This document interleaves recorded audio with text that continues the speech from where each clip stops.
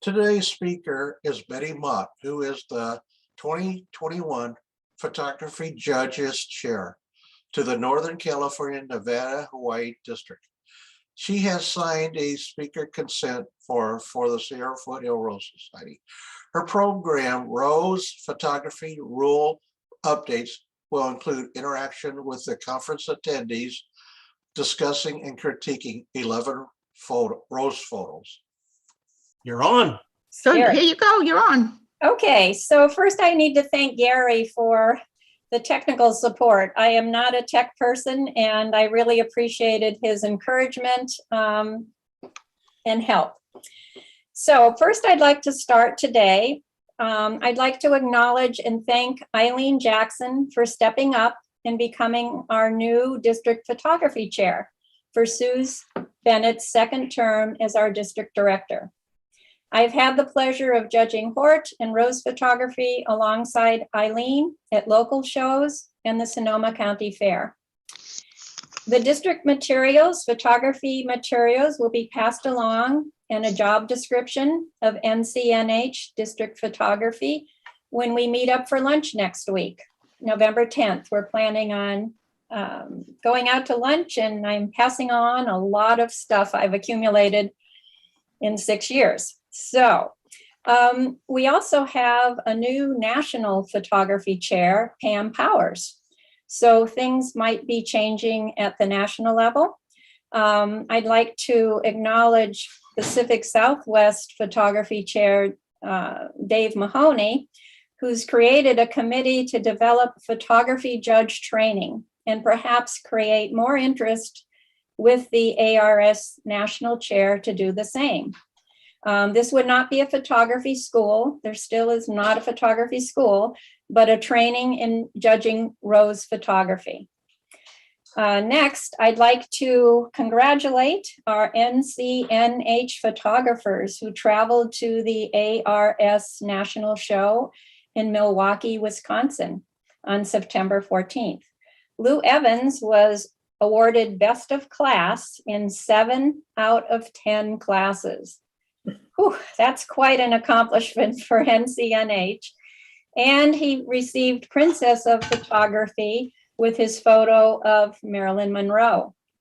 Rose Gilardi was a photography judge and took Best in Class for her entry of Daddy Frank in the photography judges classes.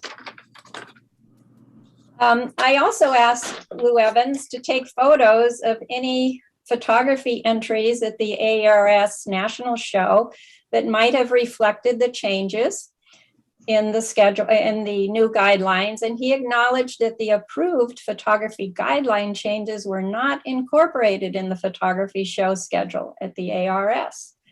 This was a bit of a surprise for Lou and I. I was asked today to give a short explanation of the approved changes in the photography guidelines. They are clarified in the fall issue of the Criterion, the district bulletin for the NCH district, for those who are not attending this program. All upcoming local society and district show schedules need to be aligned, and the previous wording in your class descriptions need to be changed. Local society show schedules need to be sent to the district photography chair, which will be Eileen, to look over and approve before they go to print and distribution. This will result in consistency for exhibitors and judges. This is why we do this. So you don't have a confused exhibitor and the judges don't know quite how to respond to your rules. So if we have consistency, it'll be good for everyone. I recently had the pleasure of judging the Mount Diablo Fall Show at Alden Lane Nursery in Livermore. I think it was one of the only 2 live shows we've had. I must say it wasn't easy wearing a mask in warm temperatures while judging. However, the new hort guidelines were used and resulted in a far more positive and educational experience for exhibitors. My judging team was able to move an exhibit, Baron Edmund de Rothschild, a hybrid tea, decorative form, very fragrant, to a better suited class where it was awarded a blue, best of class, and later became our best in show.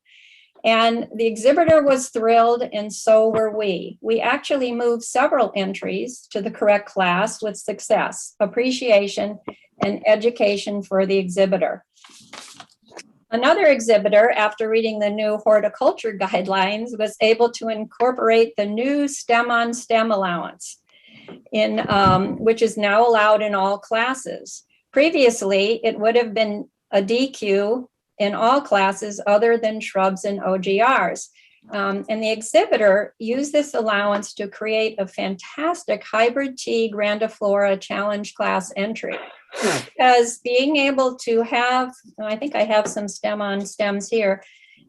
The exhibitor used the STEM on stem to make the tallest or the rows in the back just be more prominent. It just made a beautiful, beautiful exhibit. It would have never been able to happen without these changes.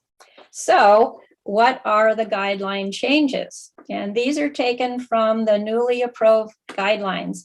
And for rose chairs, the guidelines are always posted and up to date on the American Rose Society website.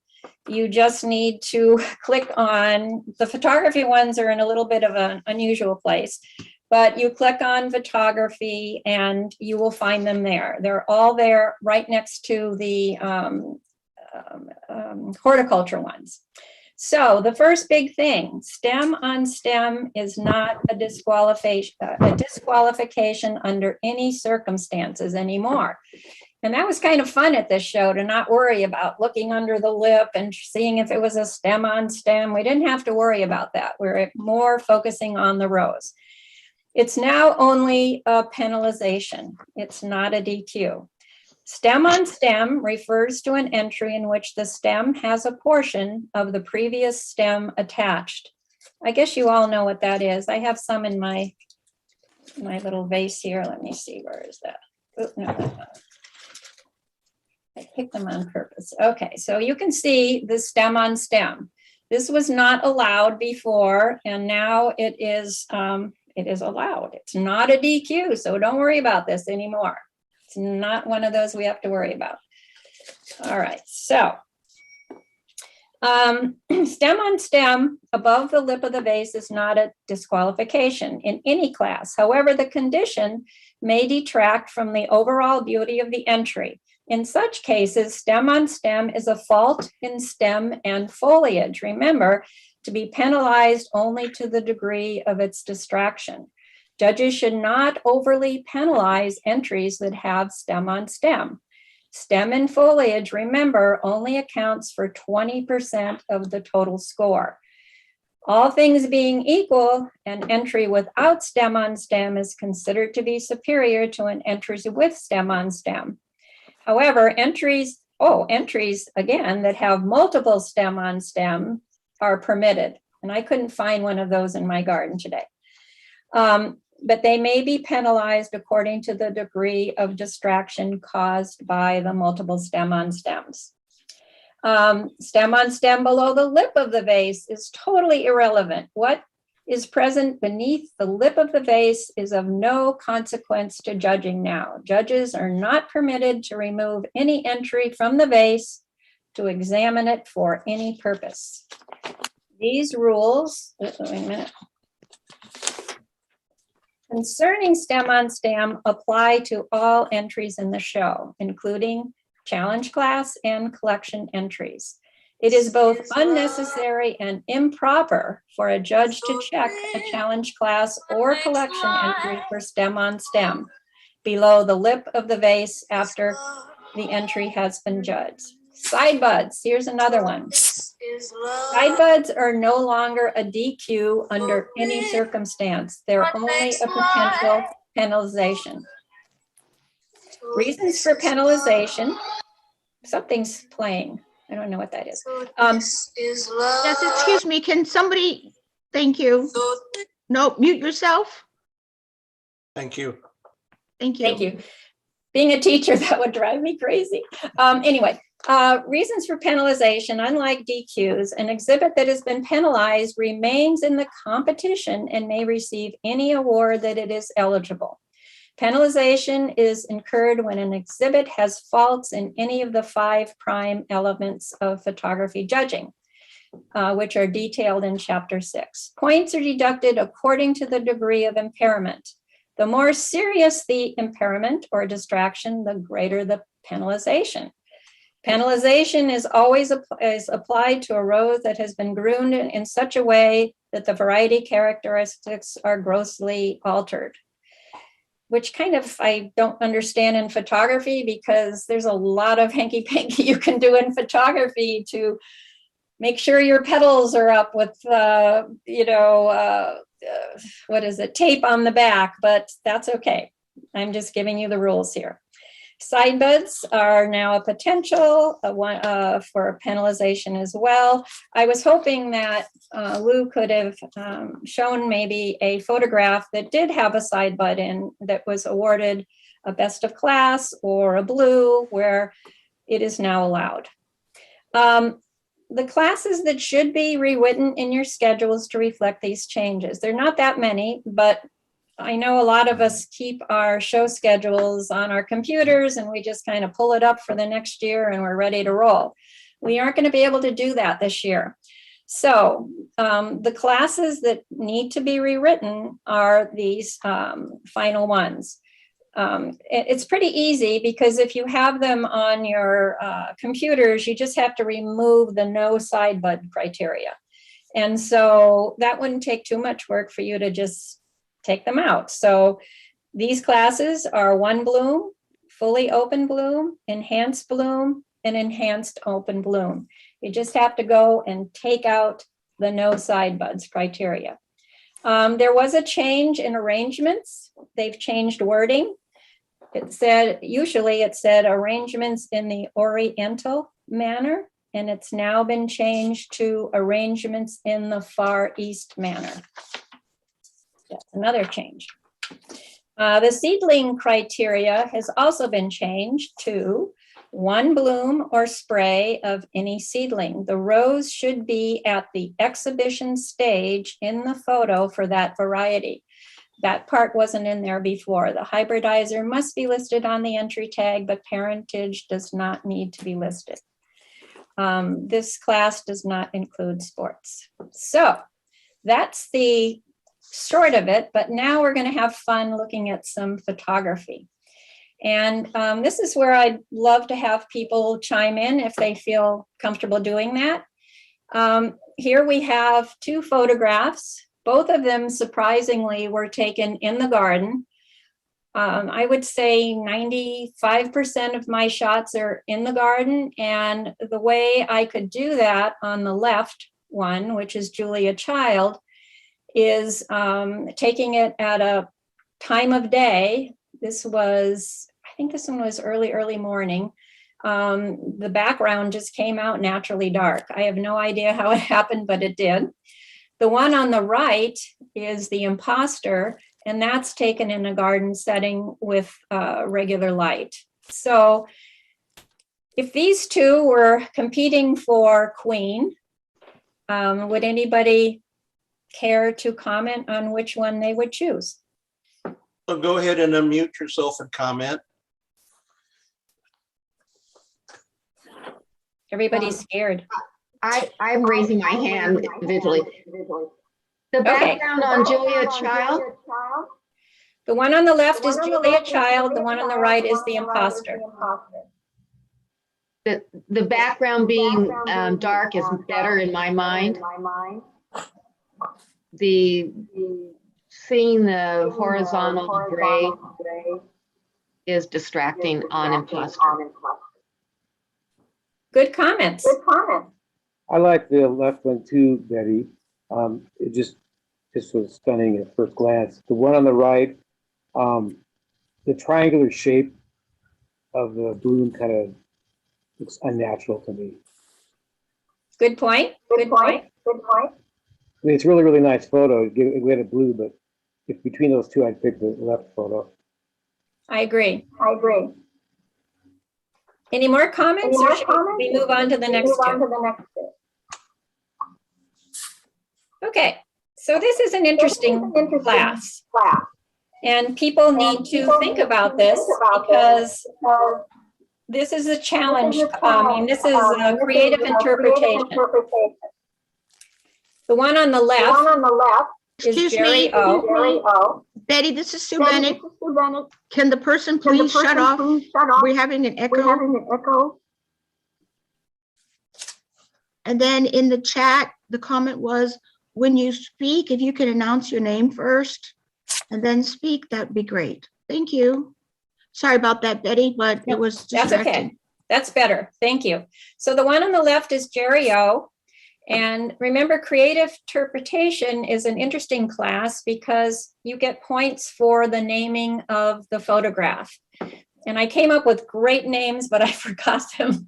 So just imagine that they had really clever names attached. You don't have to name the rows in creative interpretation. Instead, on the entry tag, you need to have, or you get extra points for having it creatively named. The one on the right was probably one of the most amazing icebergs I ever had. It showed all three colors. It was a burgundy iceberg. It showed brilliant iceberg, and it had the white iceberg in it. But you notice that I can touch the sides with the petals with both of these because you don't have to worry about that in creative interpretation. So which one grabbed your eyes for creative interpretation? Any comments?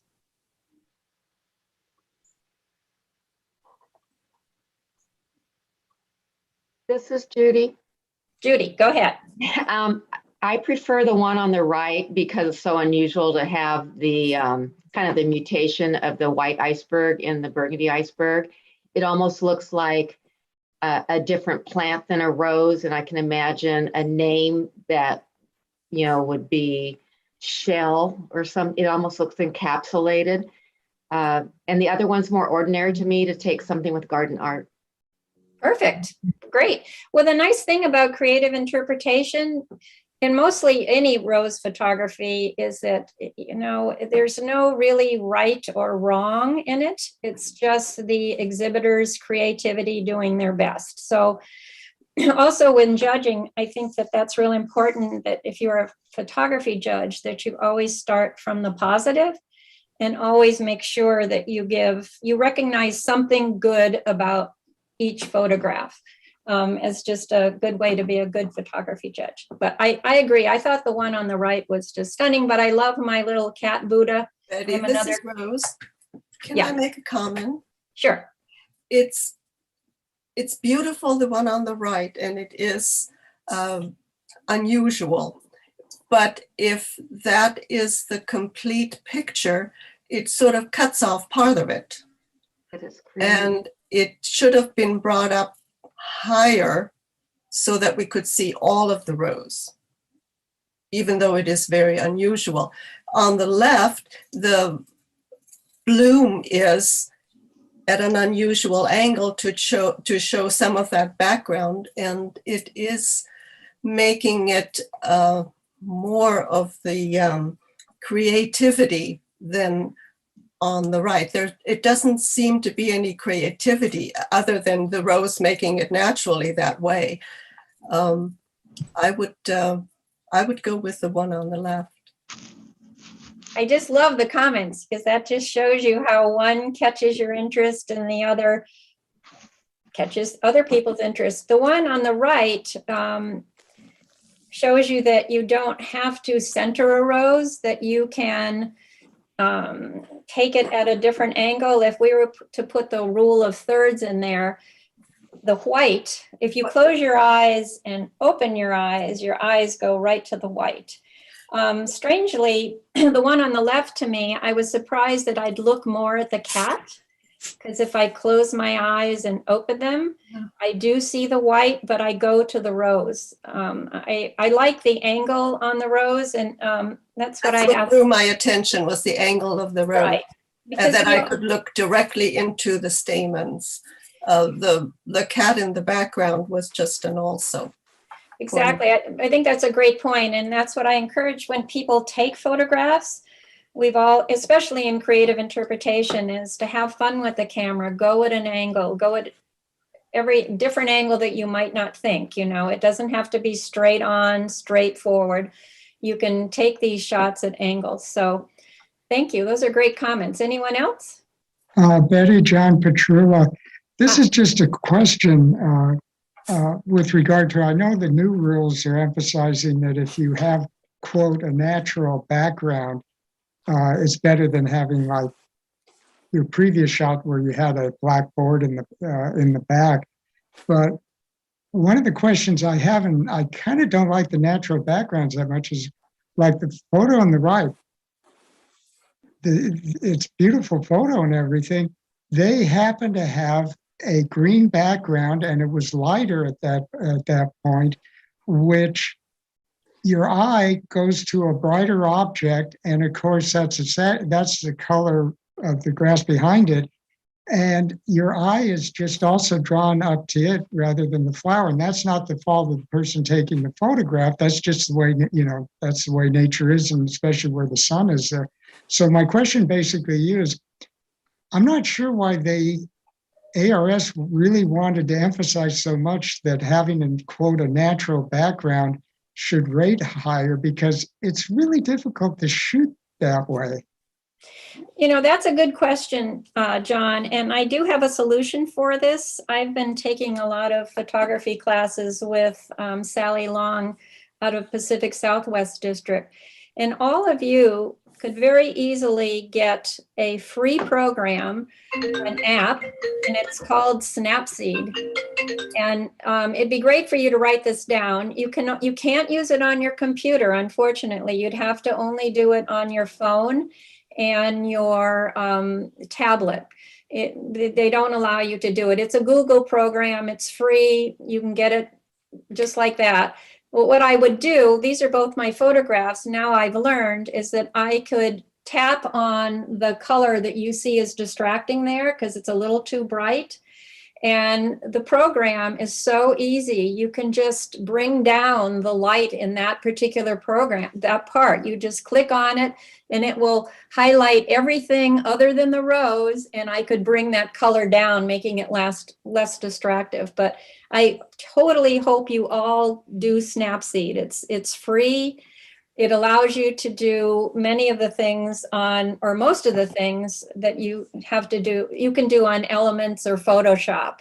And it's a little easier, user friendly. So it's called Snapseed. This is Stu Dalton, a simple question. Does the caption or the name mean anything to the judges? It does, because it can sway you. You can go, oh man, because sometimes until you put down what you're trying to do creatively, the judge doesn't know why, why was this creative? So the creative naming is really, really important. And I've seen just some fabulous, Linda Berg is great with her naming. I've seen her do that before. So yes, use creative names in your entry. You don't have to name the rose. So I would not name Jerry O. I would not name this combination of the three icebergs in this one rose.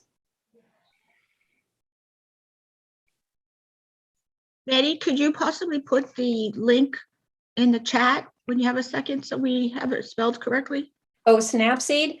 I will, but I usually can't do two things. No, that's okay. No problem. I'm not that, but it's so fabulous. Oh my gosh, and then, okay, go ahead. Also Snapseed allows you to be real particular. Like on Jerry O, I noticed that there's a small dot that I might want to remove, and you take it and it goes away. But the fact that you can alter your background, I can take the shadows down. There's so much you can do. And I'm realizing how the masters do it. When you look at the ARS awards and stuff for digital photography, those are very rarely just straight from your camera, I must admit.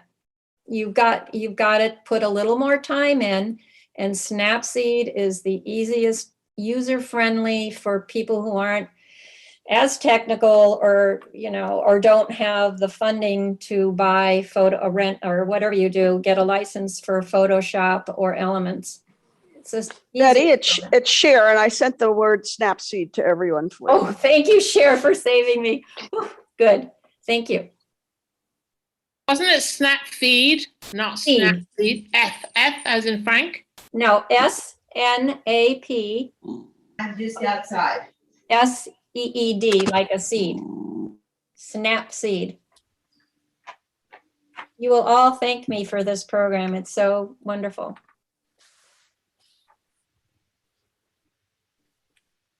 Should we go on to the next one? Is Gary there? Oh, yeah. Nope. Okay. So these both were taken recently in Maine. And, sometimes when you're a judge, you're just going to get pictures. I didn't change anything in Snapseed. They're just as is. But again, which one are you drawn to? Close your eyes, open them up, and where do you go?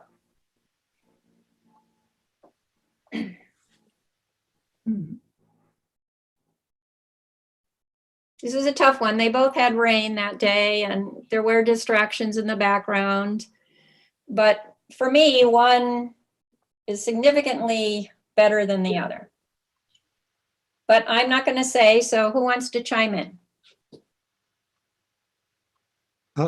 This is Stu Dalton, just to say that I'm visualizing Nantucket and the roses there when I see this, but I'm really drawn to the one on the right.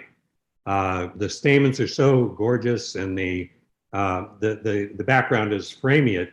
On the other hand, the one on the left has the interesting perspective with the buds and things on the right, but the stamens get to me. Yeah, those are two good points. And those are what judges are going to have to consider when they give the one a blue and the other one a red, because you can only give one award to a variety in a class. So if this was a judging team, since there's two pictures of this rugosa, this was from Maine, York, Maine, which was just spectacular. But yeah, so who would get the blue and who would get the red? Can I just chime in with that? Sure. This is Rose. Yes, I agree with the picture on the right, but I just want to say something about the one on the left. It could have been so much more improved to make it interesting. There is too much green background on the top. It could have been redone. Also, the way the picture is taken is very interesting. It could have, there are some specks there that could have been taken off and it cleaned up, and it would have much improved that picture and given the one on the right competition. Yeah, I agree with you. My purpose in taking the one on the left and showing it was, again, if you do the rule of thirds, there's something psychological in the rule of thirds and the placement of photography in your center of interest. My center of interest is the rose, but because if you'll see, if you were to draw those lines across. I agree with that. Ooh, but I agree. It's still distracting that there's too much green background on Right. the top for me. No, I agree with you that you could definitely, now in Snapseed, that would be another very easy fix. And you can turn it just a little bit. There's so many things you can do with it to improve it. Exactly. You don't have to cheat on it. It's just, positioning it and cleaning it up a bit. Because even the one on the right, I agree with, I think it was Stu, I love the stamens on that one, and it's just straight on. And sometimes, even my photography class, straight on is the best. It will be the best. The waves give it interest, the waves of the petals. They do. And it would be so easy in Snapseed to hit on the part in the right there, bring that down. I would put the shadow thing so that I would lose that bright spot there. Yes. There's some stuff on the left that could be cleaned up, so that basically you could clean up that whole bottom on Snapseed. It's just so easy. On the top one, if you just even put your hand over the red, those are the hips, that's distracting to me, that color. If you just do that with your hand on your I screen, love that. do you see what I mean? Just taking that away. Wow, does that change that? I almost love that little bud coming out at the bottom too. I love the little bud on the bottom. I do too. I didn't have any chance to, and you can clean up your shots even before you take them. I was kind of, I'm always like taking a million shots and my husband's saying, move, we're spending too much time. So I didn't have time to clean it up. It's best that you prepare your shot before you take it too, because there's something else so distracting that I think I could have taken off. But prepare your shot before you take it. That's another thing. You could have even, on the one on the right, you could have snapped off those discolored leaves down there too. So there's ways you clean up a shot.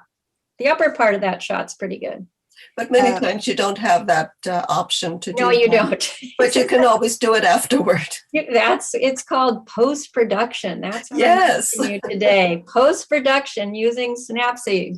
I have a quick comment. The one on the left, the background I found a bit distracting, of course. The one on the right, I really like because it shows the delicacy of the petals. Yes, yes.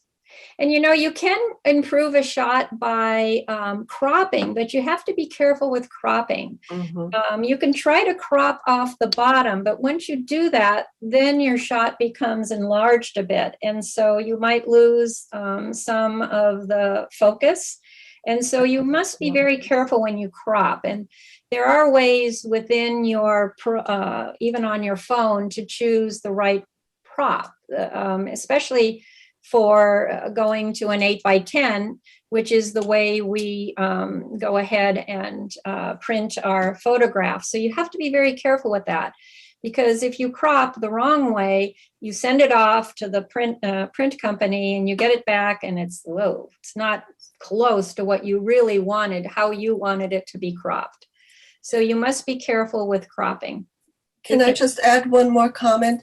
A lot of people want to put those raindrops on there on purpose. To me, that is a distraction if there are too many on there. Is that the same rose that you took? Yeah, it was a rainy day. It was the same exact rose, yes. Okay. Then on the right, the way it is positioned, there are just a few drops showing and it enhances it. On the left, the raindrops are showing too much on the petals. It makes it look like it's old or has been damaged. That's my interpretation. A little bit is good, too much is too much. No, that's a good point. And after looking at more, I like the wavy petals on the right, and there's that one drop that's kind of cool on the bottom versus just being all And there's full. just a few at the top, which isn't distracting at all. Right. But on the left, it just seems like it's too much for that particular shot. It is, because it's actually, the stamens are waterlogged now that I look at it. Yeah. On the left.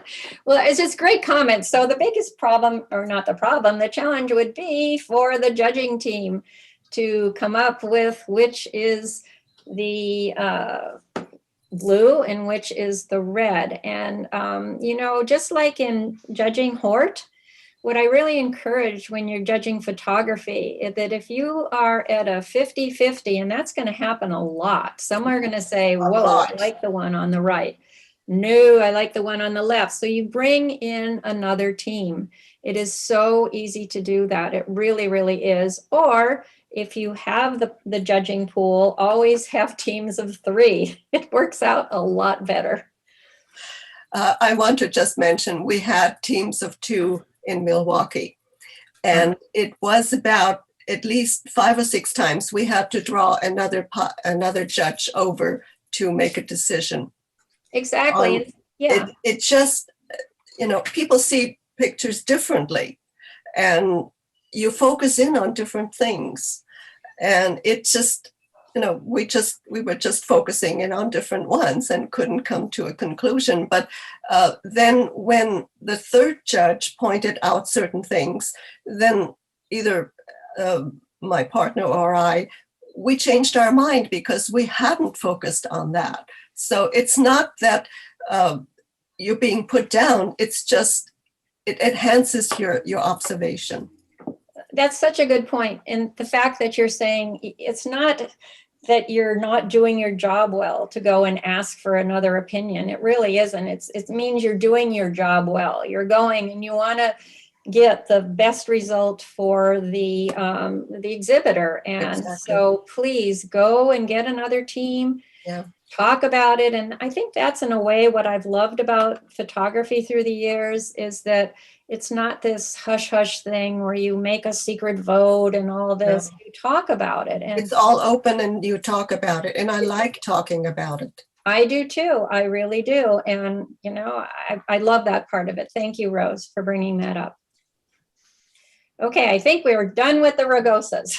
Let's see what I did next. Oh, here's another fun one.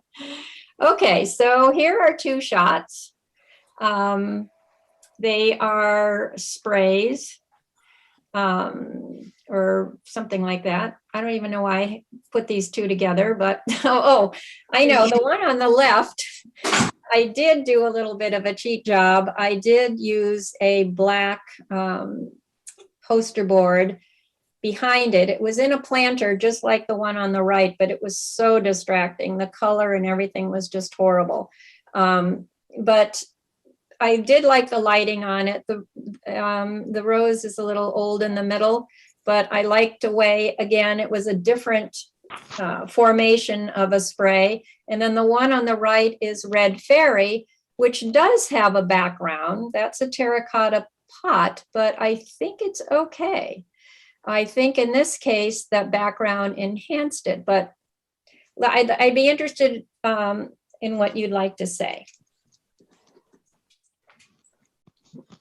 Any thoughts? This is Lou speaking. Lou, I was wondering where you were. Right off the bat, there on the right photo, that V-shaped stem on the upper left is really distracting to me. So what on the right one? On the right one, the stem's on the upper left of the photo. Oh, the big one. I didn't even notice. The big stem, yeah. Okay. I find the one on the right, the stems are distracting. Yeah, that's what I was talking about. Okay, good. I like the composition of the left photo, although the middle row is a bit old. It is. The other thing too, Lou, I'm getting vibration again, but I'll tell you one more program. It's called Touch, Retouch. This one, I think you have to pay like 99 cents for. It's another app where I could go and remove that left petal. I can circle it, hit a button, and it disappears. So it's another great program for you to use. Excuse me, can people put themselves on mute? When people are not talking, you. Yeah, thank you. I think it was you, Lou. Are you using your phone and computer? It's over. Thank you. It's okay. We don't hear it.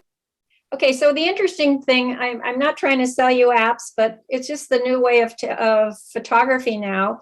There's another one called Touch, Retouch. This one is not free. It's maybe 99 cents or $1.99, but it allows you to take lines off. So I could remove this stem and it fills in a background like it's not there. It's also magical. So you would then just click on this and push the button and those lines would be removed. It would also remove the petal to the left here. It's a little more sophisticated than Snapseed for removing objects or lines that you don't want. Snapseed will do it, but it could end up a little messy. You know, sometimes a judge can see that someone tried to use the Band-Aid or the fix thing to, you know, tap, tap, tap, tap, tap all this, and it doesn't come out clear. Where on touch retouch, you just hit the item and it removes it and fills it in with a similar background. Betty? As well as this petal here.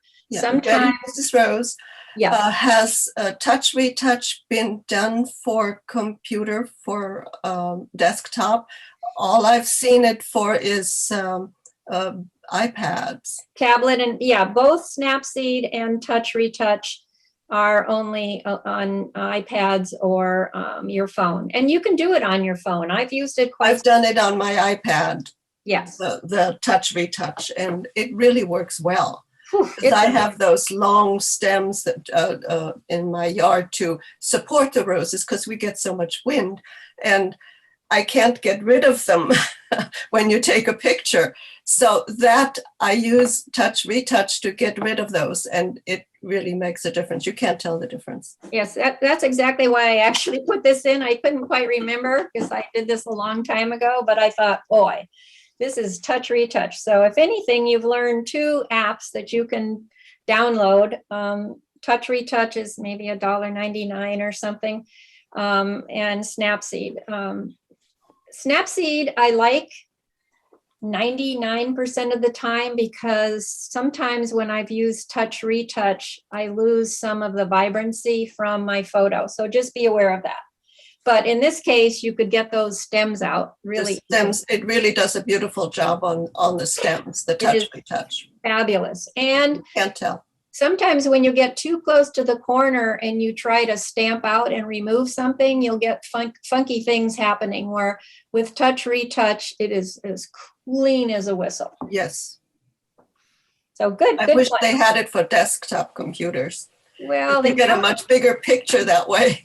I know, but you know what the problem is that I'm sure it's with the licensing. You know, if Yeah. you want to go that route, you can get a license for Elements or Photoshop. But these are like apps that are so cheap and wonderful. Yeah. Okay, so we can move on to the next one. Oh, Betty, I was going to make a quick comment Oh. too on the previous one. Okay.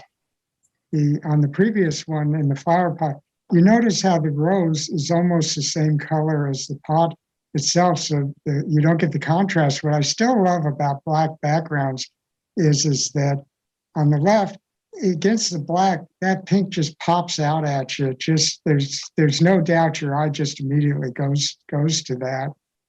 Yeah, and you can do that. You don't, I bought one of those, when you were a kid and you had to do a report and you had this black poster thing that you could put all your, pictures on. I use that a lot in the garden. I use 2 colors. I have a white one and I have a black one, and they're just magnificent. And the other thing I just learned the other day from my teacher is how important a light source is. And she always recommends that you have a small, a flashlight, where you can, take it at a different time of the day, which will give you a naturally, dark background, but you can shine the light on the rose or your focus point, and it works really well. Adding light doesn't have to be one of those big machines that you get. It's helpful if you have another person helping you, but there is a way you can do it if you don't. But just have a flashlight to be able to add light to your photos. It's quite wonderful. Betty, this is Stu Dalton. Just another comment on that point exactly. Since you already have the white poster board, you can use that to sort of reflect a very nice diffused light. Perfect. as Excellent. well. Depending on the sunlight, obviously. Exactly. Most of my shots are always either early morning or late evening. White roses after the sun goes down, because then they pop on their own. So it's called that. It's the perfect time for all mine you'll see are in soft light, but in the next series you'll see where I do take some in hard light. But most of my photography is all done in soft light. I just think the colors are more vibrant. Okay, next one. All right, so both of these were taken in hard light, meaning it was full sun and, you know, but there's a way you can work with that. So what I also learned in photography classes that if you put your flash on, normally your flash should always be turned off on your smartphone all the time. You just go up and you turn it off and you'll see an X on it, so you know it's not on. It's on everybody's thing. You know, right when you go to take a picture, you'll see a little flash. Well, you didn't even know you can turn it on and off right on your when you're on your phone. So both of these, what I did and I've learned is that if you turn the flash on when you're taking a picture in full sunlight, that means noon, you know, straight on, you reduce the shadows. And so in this case, this would have been killed with shadows. And there is a shadow on the right one, but also it allowed me to use the bright light and not, because you can see all in the back and everything. Like if I really didn't, I haven't done no post-processing here. You know, there's this thing on the bottom on the one on the right, soaring spirits, I believe. I would take that out. That's a hot spot. You know, there's lots you can do to make your photograph better. So so this one is teaching you that little hint, is that use that flash when you're taking pictures in bright sun. So anyone want to make comments about either one? Hi, this is Jerry, Georgette. Jared, go ahead. Good to hear you. I like the way you captured the nice fresh stamens. I think the one on the left just a little more interesting. The one on the right is kind of your standard portrait, you know, magazine shot of a rose full on. So that's, I think maybe a little cropping would kind of help a little bit, maybe help the proportions. The thing about the one on the left, I mean, the background's a little distracting. There's kind of a mix of things. Looks like there's a garden hose in the upper right, and then, you know, the leaves as well. But the one on the right has a better, more uniform background. That's very true, Jerry. And, you know, I don't know if you've been on, but boy, this would be such an easy post-processing. The one on the left too, I like taking different angles. I'm sort of gotten away from the middle one kind of, and I love the way they were different. I love the way the petals, you know, were pointing up a little bit. I would take out that right lower petal. Very easy to use that in touch retouch. Again, taking out those squiggly things in the back, which I didn't even notice, Jerry, until you mentioned it. But yeah, so there's so many distractions, but you know, with these, you know, programs, Snapseed and Touch Retouch, it makes your photography, you just won't even believe the change. You go from a pretty picture to an outstanding eye-catching picture. And yeah, you could do a lot of stuff with the soaring spirits too. But I like the soaring spirits. I thought the color and the way the light beamed right on the center was pretty cool. I was just about to comment on that. That really draws out that picture on the right. Yeah. It's like there's a spotlight on the stamens. Right. And I don't know whether you did that on purpose or whether it just happened because of the sun. But I also want to comment on the left. I agree with Jerry, the background on that needs to be cleaned up. But if you had just moved a fraction, the bud or the flower in the third petal in the back would have filled in just a little bit more, and the stamens would have shown a little bit more. Yeah, I mean, that, you know, you're bringing up a lot of points, Rose, is that you take your first shot to look at, and you look at it and go, oh man, what should I do? You know, what can I do to remove the hot spots, like that one bright, you know, petal, I mean, leaf on the bottom. It was just a comment, yeah. Yeah, no, I love these comments. They're just, and it's to the point that, you know, you have to work to bring a rose into a rose show. You have to clean the petals and do all that. You have to work for your photography shot too. Some people just are there at the right time and take the shot, and it's fantastic, but you really do have to work to take the shot, and just taking one shot is never enough. You need to take 5 and throw the 4 away that don't look good immediately. Don't leave all 5 on your camera. Okay. How about the next one? I think we're almost done.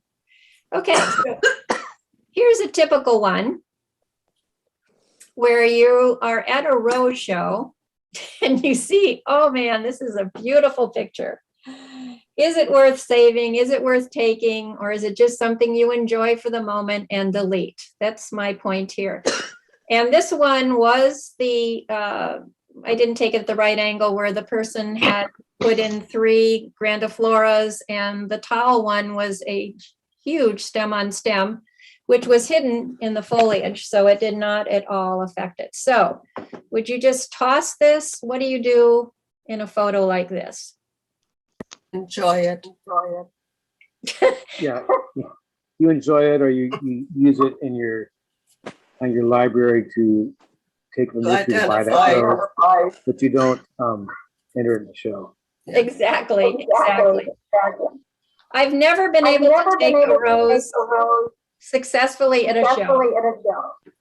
The backgrounds are just terrible. Lou, you need to mute yourself, please.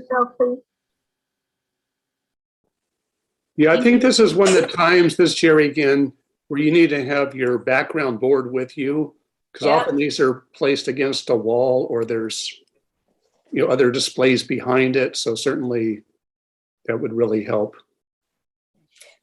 Yes, it's so true. We see so many of photographs like this. And the hardest thing is that I wish I hadn't been to a live show in so long to take a few comparisons of arrangements, because they're the most difficult to take. They are such a challenge, and the backgrounds are terrible. You can't move anything on an arrangement. You have to work around the arrangement when you're taking a photograph, and it's very challenging. And that's the reason why also in your judging teams, you need to have a judge who knows whether the arrangement is The actually. person coughing, please mute yourself. We can hear you. Yeah, so the point was that arrangements are your challenge. And remember, that is the one, when you take a picture of an arrangement, you always take a picture of who the arranger was. So you have to have that on your entry tag. And also, please always have an arrangement, or, arrangement judge, an ARS arrangement judge to judge those. You can't just let photography judges do it. They need to, because photography is different, and that there are more points going to, well, almost equal points going to the photography elements. But in arrangements, you really have a lot to consider with the arrangement itself. I always started off taking really cute pictures of arrangements that I liked that probably didn't get an award, and I learned quickly that it was never going to do well in arrangement class photography as well. You always want to take pictures of the best arrangements in the show with a background other than something like this. So that's pretty much the end of all my stuff. And if anyone has any other questions, feel free to answer or ask. Otherwise, I will turn it over to Eileen.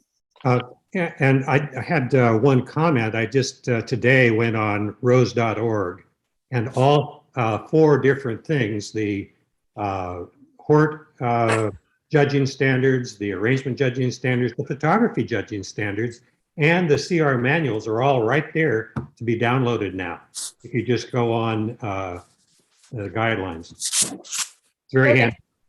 Thank you. Where did you find them exactly? Because sometimes they move them around.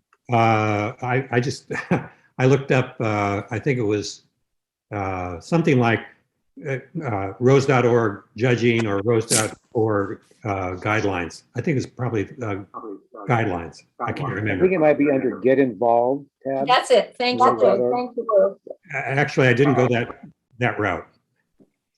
Betty, Yes. this is Dave Mahoney. All the photography part and arrangement are under publications on the first page. And if you go down, you go to education and publications, and then they're all down there. So hit education and then publications, and it'll scroll down and give you all of them. Their arranging guidelines are not quite firmed up yet, and the Pacific Southwest is going to do some training for their judges. And I noticed that the photography judging is really not very good. There are, for instance, they talk about scoring, and they don't tell you, well, how many points is a blue and so forth. There is when they redid it, they changed the scorecard, and then the text did not reflect the changes in the scorecard. So when you read that, be real careful what you do and how you go about it. Well, thank you, Dave. I did speak to your effort at Pacific Southwest District to try to get photography. How do we explain it? More. What are we trying to do there, Dave? Let us know. It's hard. We're trying to assist judges to do a better job.